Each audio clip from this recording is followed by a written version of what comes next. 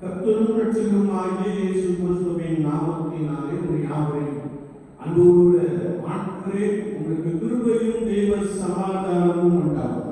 ஆமென். அல்லேலூயா. எல்லோரும் சந்தோஷமா இருக்கீங்களா?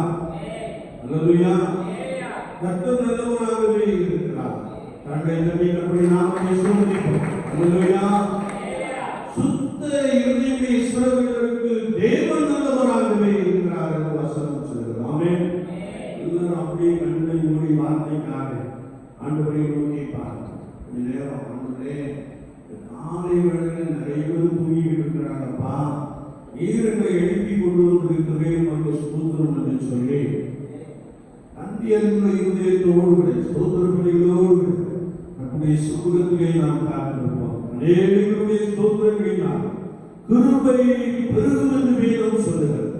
பாவம் ஸ்தோத்திரம், இம்மட்டுமாய் நடத்துகிறே வந்து ஸ்தோத்திரம், இம்மட்டுமாய் ஆசீர்வதித்து வந்தீரே வந்து ஸ்தோத்திரம், இம்மட்டுமாய் உழைப்பதற்கு எனக்கு பலன் கொடுக்கிறே வந்து ஸ்தோத்திரம், ஆலோசனை கொடுக்கிறே வந்து ஸ்தோத்திரம் என்று சொல்லி எல்லாரும் கண்களை மூடி பரிசுத்த ஆண்டவரை நோக்கி பார்ப்போம்.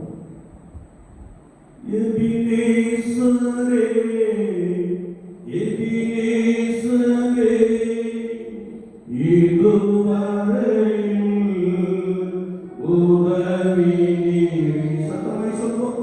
எபினேசரே, ஜீசஸ், இதுவரையில் உதவி நீரே, இதுவரையில் உதவி நீரே. உம்மை உள்ளே உள்ளத்தோடு ஆராதிப்பேன், ஒளி பலத்தோடு அன்பு கூறுவேன். ஆராதனை ஆராதனை ஆராதனை ஆராதனை. சத்தமாய் சொல்லுவோம். ஆராதனை ஜீசஸ், ஆராதனை ஆராதனை. எல்லோரி எல்லோரி என்னை கண்டீரே நன்றி ஐயா. எல்லோரி எல்லோரி என்னை கண்டீரே நன்றி ஐயா. சத்தமாய் சொல்லுவோமே. என்னை கண்டீரே நன்றி ஐயா. உம்மை முழு உள்ளத்தோடு ஆராதிப்பேன், முழு பலத்தோடு அன்பு கூறுவேன்.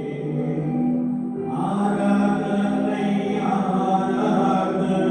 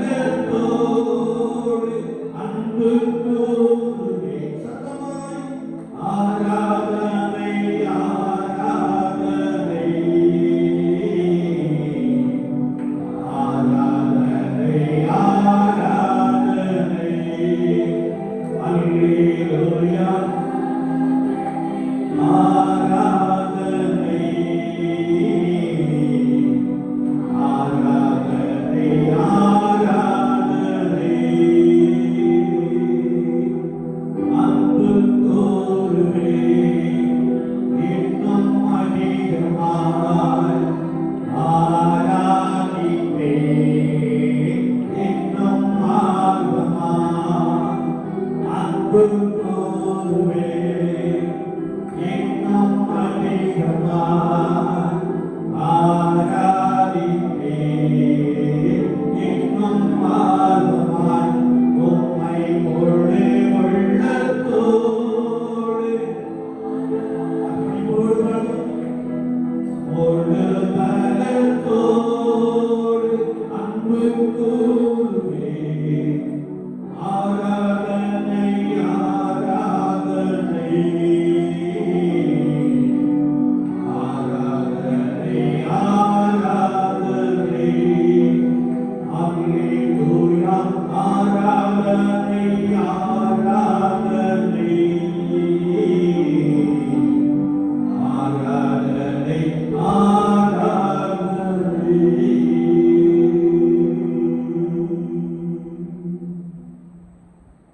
கிருபை நிறைந்த அன்பின் ஆண்டவரே, காலை வேளையிலே நாங்கள் உம்மை பார்த்து உங்கள் அன்பு கூறுவே என்று பாடியிருக்கிறார். எங்களுக்கு சுகம் கொடுக்கிறவர் என்று சொல்லி இருக்கிறார். எங்களை பலப்படுத்துகிறவர் என்று சொல்லி இருக்கிறார். இந்த வார்த்தைகளை கேட்டுக்கொண்டிருந்தபடியாலே ஸ்தோத்திரிக்கிறேன் பிதாவே. கர்த்தருடைய ஆவியானவர் இவர்களை இன்னும் பலப்படுத்தும்படியாக உம்மிலே பலப்படுகிற அனுபவத்தால் நிரப்பும்படியாக சமூகத்திலே இணைந்து இருக்கிறார். வார்த்தையை ஒரு விசை இவர்களுடைய அனுப்புகிறார். இயேசு கிறிஸ்துவின் நாமத்தில் ஜெபம் கேளும் பரிசுத்த பிதாவே. ஆமென். அல்லேலூயா. நாளில் இருக்கக்கூடிய ஆவியானவர் நமக்கு கொடுக்கிற வார்த்தை சங்கீதம் 73 குறித்து நாம் தியானிக்க போகிறோம். சங்கீதம் 73 குறித்து நாம் தியானிக்க போகிறோம். மிகுந்த கவனமாய் கேட்க வேண்டும். என்னுடைய இருதயத்தின் இடங்களெல்லாம் இவர்கள் வசனத்தை கேட்கிறார்கள், கைக்கொள்ள மாட்டேன் என்கிறார்கள், வசனத்தை வெறுக்கிறவர்களாக காணப்படுகிறார்கள் என்று என்னுடைய இருதயம் என்னோடு அடிக்கடி என்ன செய்கிறது, பேசிக்கொண்டே இருக்கிறார்.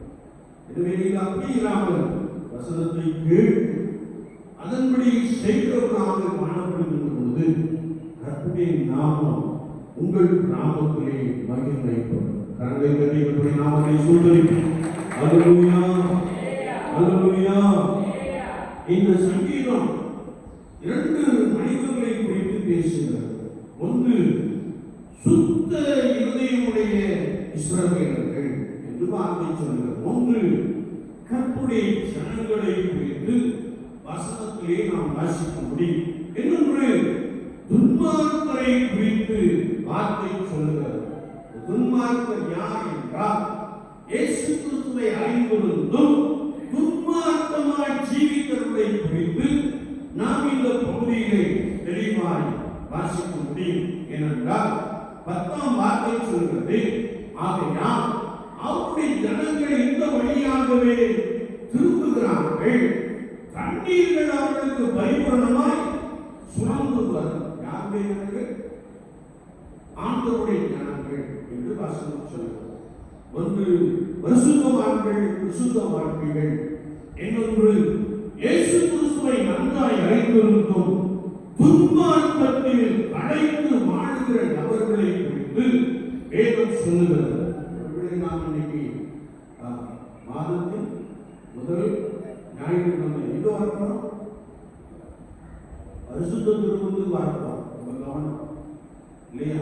நிறைய பேர் பரிசுத்த திருவிருந்தை அபாத்திரமாய் பங்கு கொள்ளுகிறீர்கள். நிறைய பேர் ஆயுதமே கிடையாது, சும்மா அப்படியே வந்து நினைச்சுக்கிறோம், பங்கு கொண்டுகிட்டே இருக்கிறோம். ஆனால் எப்படி மாற்றி சொல்லுறது, நான் பரிசுத்தத்தோடு கூட பரிசுத்த பண்டிகையை செய்ய வேண்டுமா, கடந்து வர வேண்டும்.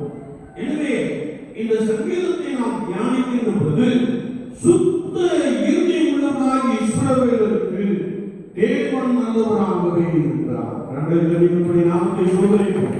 அல்லேலூயா.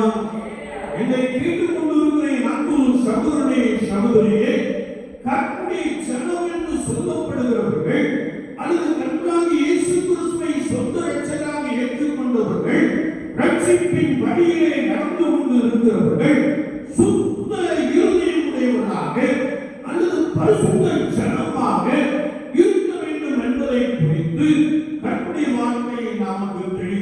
கற்றுக் கொடுக்கிறோம். ஆமென். அல்லேலூயா. ஏனென்றால் பரிசுத்தம் இல்லாமல் ஒருவரும் தேவனை தரிசிக்க முடியாது என்ற ஒரு வசனத்தை நாம் வாசித்தபடி வேதம் சொல்லுகிறது, இருதயத்தில் சுத்தமுள்ளவர்கள் பாக்கியவான்கள், அவர்கள் தேவனை தரிசிப்பார்கள் என்று வார்த்தை நமக்கு ஆழமாய் கற்றுக் கொடுக்கிறது. கண்களை கட்டிக்கக்கூடிய நாமத்தை சொல்லுகிறோம். அல்லேலூயா, அல்லேலூயா. என்னை கேட்டுக் கொண்டிருக்கிற என் அன்பு சகோதரனே, சகோதரியே, நீ பரிசுத்தத்தோடு வாழ்கின்ற பொழுது, நீ பரிசுத்தத்தோடு தேவ சமூகத்திற்குள்ளே கடந்து வருகின்ற பொழுது கர்த்தருடைய ஆவியானவர் உன்னை பார்க்கிறாரா? நீ பரிசுத்தத்தோடு கர்த்தருடைய மகிமையின் நிறைந்த தேவாலயத்திற்குள்ளே கடந்து வருகின்ற பொழுது அவர் உன்னை பலப்படுத்தி ஆசீர்வதிக்க போதுமானவராக இருக்கிறார். ஆமென். அல்லேலூயா, அல்லேலூயா. ஒருவேளை ஆண்டவர் நம்மிடத்திலே பரிசுத்தத்தை விரும்புகிறார். ஆண்டவர் நமக்கு எது விரும்புகிறார்? ஏன்னா நான் ஆராதிக்கிற தேவன் எப்படிப்பட்டவர்? பரிசுத்தம் உள்ளவர். நான் பரிசுத்தர் ஆவியார், நீங்களும் எனக்கேற்ற பரிசுத்தத்தோடு இருங்கள் என்று சொல்லி இருக்கிறார். நம்மளுக்கு எப்படி நாமத்தை சொல்கிறேன். அல்லேலூயா. அது மாத்திரமல்ல, நான் பரிசுத்தர் ஆவியார், நீங்கள் உங்கள் நடத்தைகள் எல்லாவற்றிலும் பரிசுத்தராக இருங்கள் என்று சொல்லி இருக்கிறார். ஆமென். அல்லேலூயா. எனக்கு அன்பான தெய்வங்களே, கர்த்தருடைய ஆவியானவர் கர்த்தருடைய விசுவாசிய வாழ்க்கையை எதிர்பார்க்கிற காரியம் என்னவென்றால் ஒவ்வொரு நாளும் பரிசுத்தத்தோடு காணப்பட வேண்டும் என்று விரும்புகிறார். அல்லேலூயா, அல்லேலூயா. ஒவ்வொரு நாளும் பரிசுத்தம் எதுவே. ஆமென். ஏதோ பரிசுத்தம் ஒரு நாள் வந்துட்டு போனது அல்ல. நான் அனுதினமும் கர்த்தருடைய சமூகத்திலே காண்பது நம்மை புதுப்பித்துக் கொள்கிறவர்களாக பரிசுத்தத்தின் மேல் பரிசுத்தம், மகிமை மேல் மகிமையை பெற்ற ஜனமாக நாம் வாழ வேண்டும் என்பதை குறித்து வார்த்தை நமக்கு ஆழமாய் கற்றுக் கொடுக்கும். ஆமென். அல்லேலூயா. இதை கற்றுக்கேற்ற பரிசுத்தத்தோடு வாழ்கின்ற பொழுது அவர்களுக்கு தேவன் நல்லவராகவே இருக்கிறார் என்று வசனம் சொல்லுகிறது. கரங்களை கட்டிக்கக்கூடிய நாமத்தை சொல்லுகிறோம். அல்லேலூயா. ஆண்டவர் ஒவ்வொரு நாளும் நம்முடைய ஜனங்களிடத்தில் எதிர்பார்க்கிற ஒரு காரியம் என்னவென்றால் பரிசுத்தத்தோடு வாழ வேண்டும், பரிசுத்தத்திற்கேற்ற வார்த்தைகளை பேச வேண்டும், கர்த்தருடைய சமூகத்திலே மனம் பதறி எந்த ஒரு வார்த்தையை பேசிவிடவே கூடாது என்று வசனம் சொல்லுகிறது. எனவே நான் பிரசங்கியாளராய் சொல்லி இருக்கிறார். பிரசங்கி 5ஆம் அதிகாரத்தை நாம் வாசிக்கின்ற பொழுது தேவன் வானத்தில் இருக்கிறார், ஐயோ பூமியில் இருக்கிறார். ஆகையால் உன் வார்த்தை சுத்தமாய் இருப்பதாக சொல்லி இருக்கிறார். மற்றொரு பிரயோஜனம் உண்டாகும்படியான ஒரு வார்த்தையை நான் பேசினால் நலமாய் இருக்கும் என்று வசனம் நமக்கு ஆழமாய் கற்றுக் கொடுக்கிறது. மாத்திரமல்ல, ஒருவேளை நாம் வேத வசனத்தை ஆராய்ந்து பார்க்கின்ற பொழுது அதிகமாய் பேசுவதினாலே நான் பாவம் செய்கிற ஒரு நபராக என்ன செய்கிறேன்? காணப்படுகிறேன். வேதத்தை வாசிக்கின்ற பொழுது வசனத்தை சொல்லுங்க, ஆகாத சம்பாஷணை நல்லொழுக்கத்தை கெடுக்கும் என்ற ஒரு வசனத்தை நாம் வாசிக்க முடியும். அனுதின வாழ்க்கையிலே நான் யாரை குறித்து பேசுகிறேன், எதை குறித்து பேசுகிறேன், இதனாலே ஆண்டவருடைய நாமம் மகிமைப்படுகிறதா என்பதை குறித்து நம்முடைய வாழ்க்கையை நாம் மிகவும் தெளிவுடையவர்களாக காணப்பட வேண்டும். ஆகாத சம்பாஷணை நல்லொழுக்கத்தை கெடுக்கும். இன்றைக்கு நாம் உலகத்தை பார்க்கிறோம் இல்லையா? ஆகாத சம்பாஷணையினால சின்ன செல்போன் டிவைஸ் வந்துருக்கு. யாரையுமே விட்டுவிட, யாருமே விட்டுவிட. ஆகாத சம்பாஷணையினால நல்லொழுக்கமே சேர்ந்து கெட்டு போன ஒரு சமுதாயத்திலே நாம் வாழ்ந்து கொண்டிருக்கிறோம்.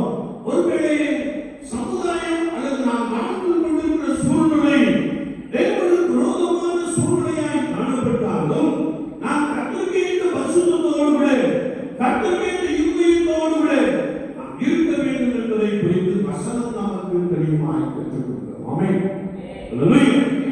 இரண்டாவதாக நாம் பார்க்கிறோம் துன்மார்க்கரின் வாழ்வு என்று வேதம் சொல்கிறது. நீங்கள் அந்த 3ஆம் வசனத்தை வாசிப்பீர்கள் என்றால் துன்மார்க்கரின் வாழ்வை நான் காண்கையில் வீட்டுக்காரராகி அவர்களே பொறாமை கொண்டேன் என்று சொல்கிறார். ஒன்று பசுத்தமாய் வாழுகிற ஜனம், இன்னொன்று துன்மார்க்கமாய் வாழுகிற ஜனத்தை குறித்து நாம் வேதத்திலே வாசிக்கிறோம். இந்த துன்மார்க்கமாய் வாழுகிறவர்களுக்கு எந்த ஒரு பிரச்சனையும் செய்யலாம் இருக்கா? வசனம் அப்படிதான் சொல்லுது.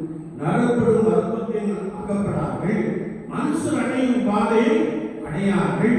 ஆகையால் பெருமை சரப்பணியை போல அவர்களை சுற்றிக் கொள்ளும், கொடுமை ஆடையை போல அவர்களை மூடிக்கொள்ளும். அவர்கள் கண்கள் கொழுப்பினால் எடுப்பாய் பார்க்கிறது, அவர்கள் இருதயம் விரும்புவதிலும் அதிகமாக செய்யறதா நடந்து இருக்கிறார். ஒரு துன்மார்க்கன் பார்த்தா என்ன நினைக்கிறார் அப்படின்னா, அவன் நல்லா தானே இருக்கிறான், அவன் நல்லா தானே இருக்கிறான், அவன் நினைக்கிறதுக்கு வேலை செய்கிறது நடக்கிறது என்று நீங்கள் ஒருவருக்கு ஒருவர் பேசிக் கொண்டிருக்கலாம், அல்லது நீங்கள் மற்றவர்களுக்கு சொல்லி இருக்கலாம், அவருக்கு ஒரு குறைவும் இல்லையே என்று சொல்லி நீங்கள் சொல்லுகிற ஒரு நபராக காணப்படலாம். ஆனால் வேதம் சொல்லுகிறது, கர்த்தருடைய வார்த்தையை நாம் வாசிக்கின்ற பொழுது துன்மார்க்கன் வானம் மட்டும் எட்ட என்ன செய்யறான் பேசுகிறான். நான் வார்த்தையை தொடர்ந்து வாசிக்கின்ற பொழுது தேவனுக்கு அது எப்படி தெரியும் என்று சொல்லி தெய்வ பயம் இல்லாதபடிக்கு துன்மார்க்கத்தை பிழைத்து போன, துன்மார்க்கத்தை மூழ்கி இருக்கிற நபர்களை குறித்து நாம் வேதத்திலே வாசிக்க முடியும். ஒருவேளை இயேசு கிறிஸ்துவை நன்றாய் அறிந்திருந்தோம், பாவம் செய்கிற ஆத்துமா சாகும், பாவத்தின் சம்பளம் மரணம் என்பதை அறிந்திருந்தோம். புனிதரம்மா பேசித்தனத்திலே ஈடுபடுகிற நபர்களை நீங்கள் என்ன செய்திருக்கிறீர்கள்? அறிந்து இல்லையா? புனிதரம் ஒரு கிறிஸ்தவ ஜனங்களை குறித்து நான் பேசுகிறேன், வெளியே உள்ள ஜனங்களை அல்ல. யாரெல்லாம் இயேசுவை அறிந்திருக்கிறார்களோ அவர்கள் புனிதரமாய் பாவம் செய்கிற ஒரு காரியத்தை நாம் நன்றாய் அறிந்திருக்கிறோம். வேதத்தை நாம் வாசிக்கின்ற போது ஒருவேளை இதெல்லாம் எப்படி ஆண்டவருக்கு தெரியும், இதெல்லாம் எப்படி ஆண்டவருக்கு தெரியும் என்று சொல்லி என்கிற ஒரு கூட்டத்தை நாம் பார்க்க முடியும். ஒரு பெரிய திருச்சபை ஒன்று பார்க்க கொள்ளுங்கள். இந்த திருச்சபையில ஒரு சகோதரன் அடிக்கடி வந்து வாக்குவாதம் பண்ணிக்கொண்டே இருப்பார். அப்படி இருந்தபோது அவர் கடைசியா சொன்ன வார்த்தை, ஐயா நாங்க என்னதான் பெரிய பாவம் செஞ்சாலும் இந்த ஆலயத்தில் உள்ள அந்த ஒரு பெரிய இரவு பகல ஒரு விளக்கு எரிந்து கொண்டே, அந்த விளக்குக்கு நாங்கள் எண்ணெயை வாங்கி கொடுத்துட்டா ஏசப்பா எங்களை கணிதவே மாட்டார். புனிகரம், புனிகரமாய் பேசுகின்ற நாவும், புனிகரமாய் பேசுகின்ற வார்த்தைகள், ஒருவேளை நான் ஆண்டவருக்கு ஏதோ ஒன்றை காணிக்கையாய் கொடுத்து விட்டால் கர்த்தர் இதையெல்லாம் கண்டுகொள்ள மாட்டார். அது எப்படி அவருக்கு தெரியும் என்று எண்ணுகிற அவர்களை குறித்து வசனத்தை நாம் ஆழமாய் வாசிக்க முடியும். அது மாத்திரமல்ல, கர்த்தருடைய வார்த்தை சொல்லுகிறது, நாம் தொடர்ந்து வாசிக்கின்ற பொழுது இந்த சுத்த இருதயமுடைய இஸ்ரவேலன் ஆண்டவரை நோக்கி காத்திருந்த பொழுது நான் இப்படி சிந்தித்துக் கொண்டிருந்தேன், துன்மார்க்கர்கள் நன்றாய் இருக்கிறார்கள், அவர்களுக்கு ஒரு உபாதையும் கிடையாது, ஒரு இடுக்கலும் கிடையாது, அவர்கள் விரும்புவதற்கு அதிகமாக என்ன செய்கிறது நடந்து இருக்கிறது என்று சொல்லி இந்த சுத்த இருதயமுடைய இஸ்ரவேலர்கள் ஆண்டவரை நோக்கி சொல்லுகிற ஒரு வார்த்தையை நாம் வாசிக்க முடியும். நான் இப்படி காரியம் அறியாத மூடனாயிருந்தேன் என்று எண்ணுகிறார். நமக்கு தெரியும், நமக்கு தெரியும். நேற்று ஒரு முன்னாள் ஒரு நல்ல சகோதரன் தான் தலைமை ஆசிரியராக இருந்து ரிட்டையர்ட் ஆகிட்டார். சமீபத்தில் ரிட்டையர்ட் ஆகிறார். ஆனால் அவருடைய மகள்லாம் டாக்டர் என்ன செய்யறாங்க இருக்கிறாங்க.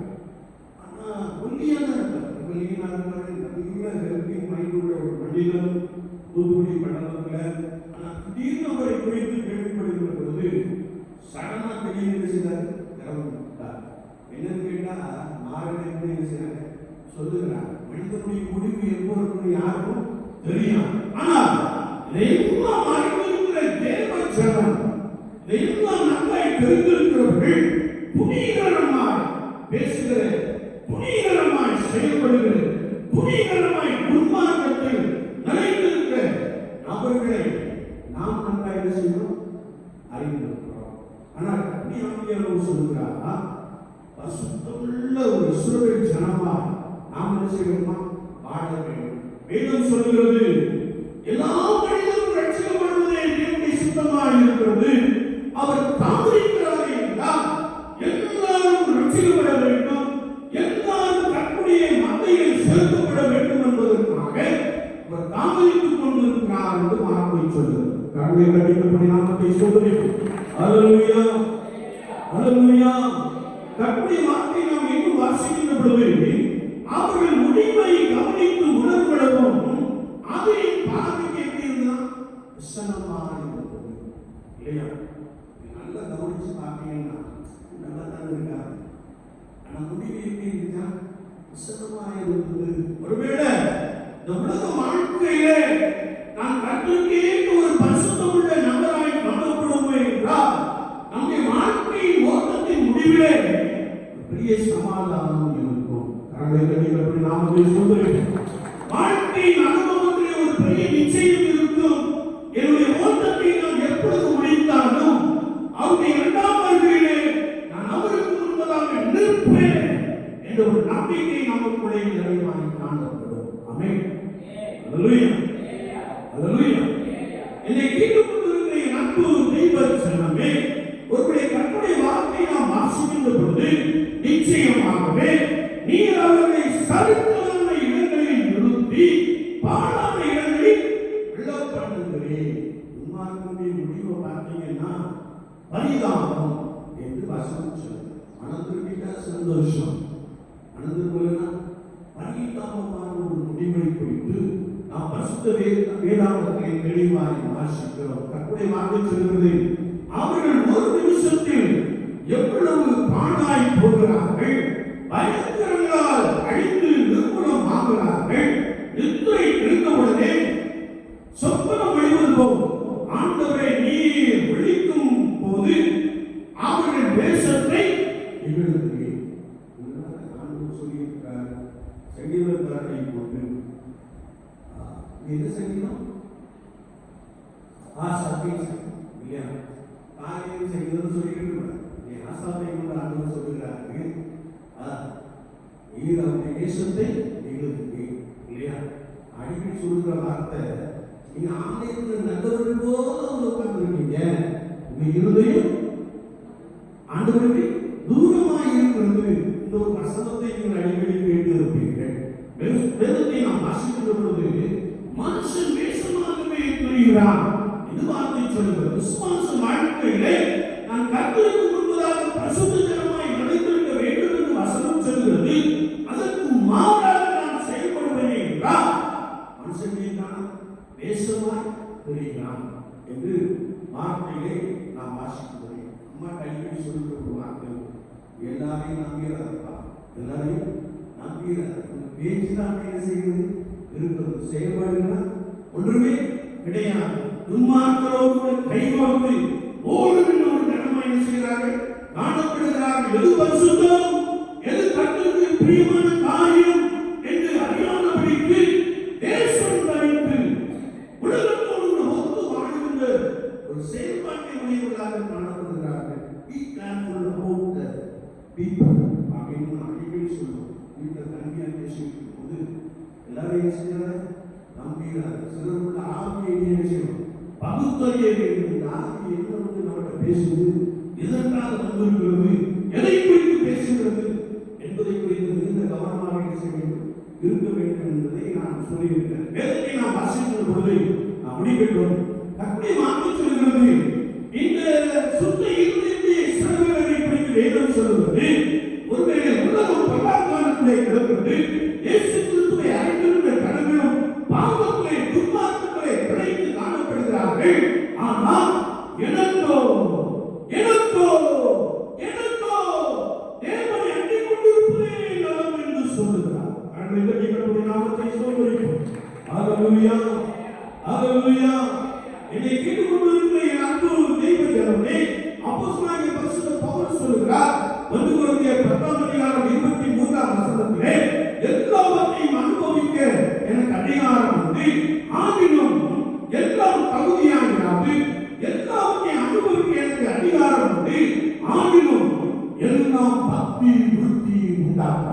அல்லேலூயா. அப்படி நம்ம கர்த்தருக்கேற்ற பரிசுத்தத்தோடு காணப்படும்.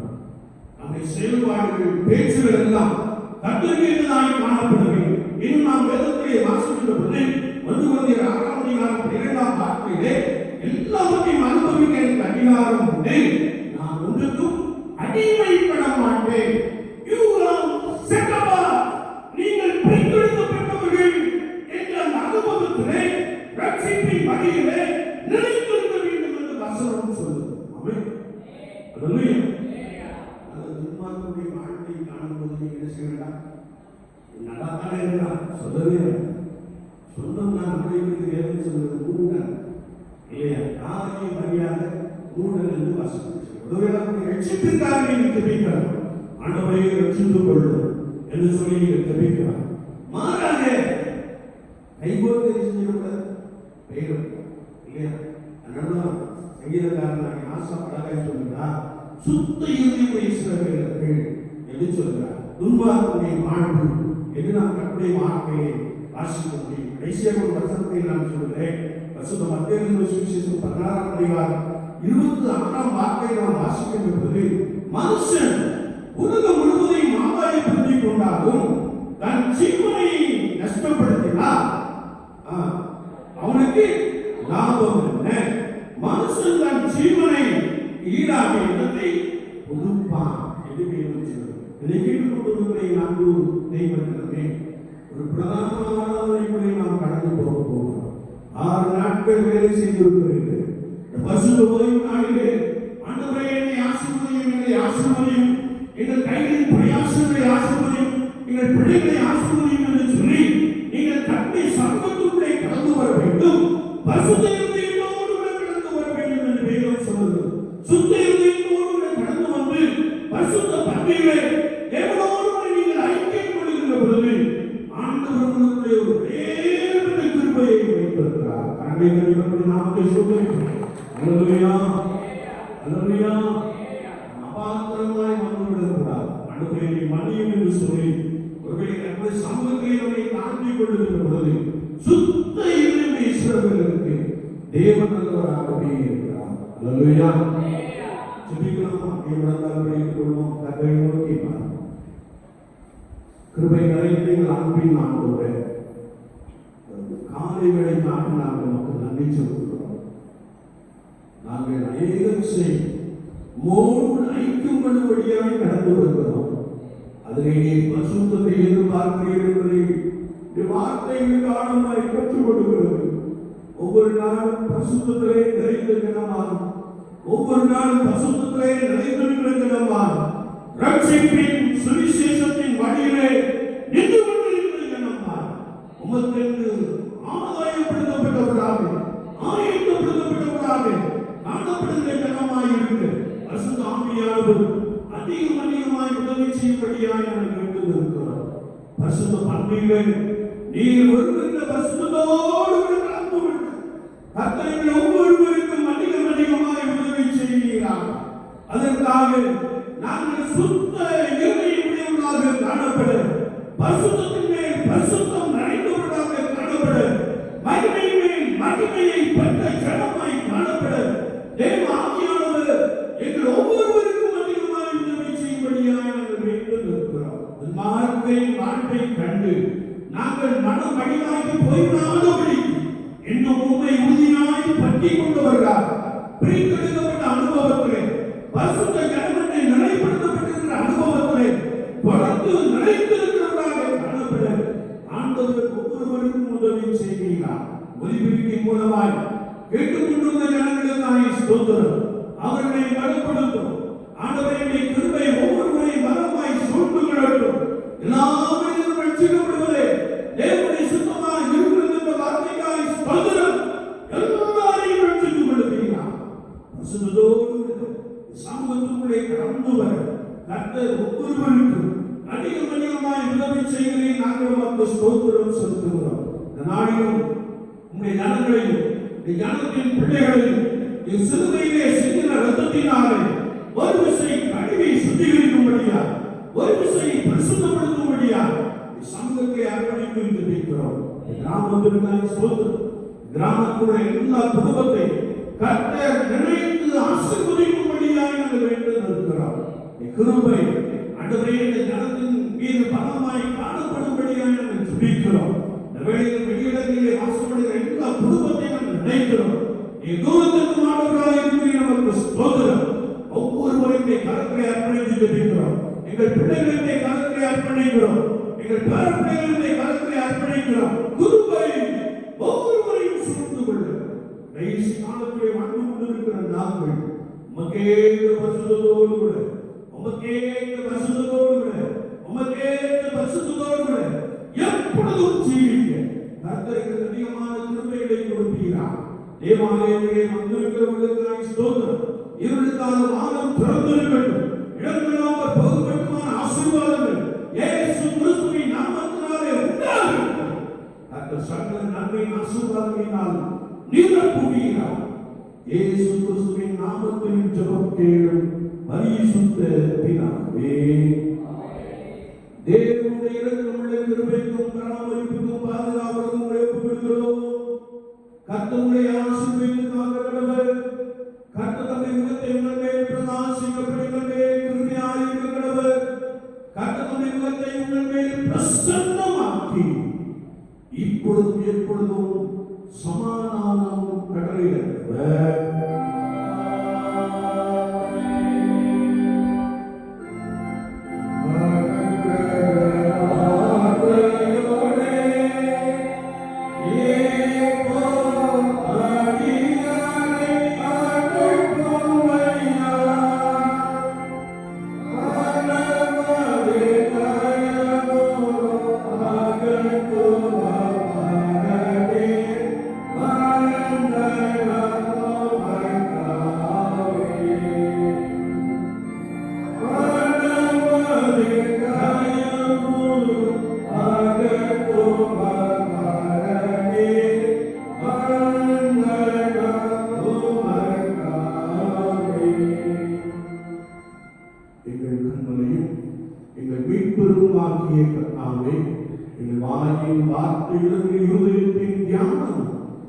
சமூகத்தில் எப்பொழுதும் பிரிவியாக இருப்பதாக கர்த்தர்களோடு இருப்பாராக.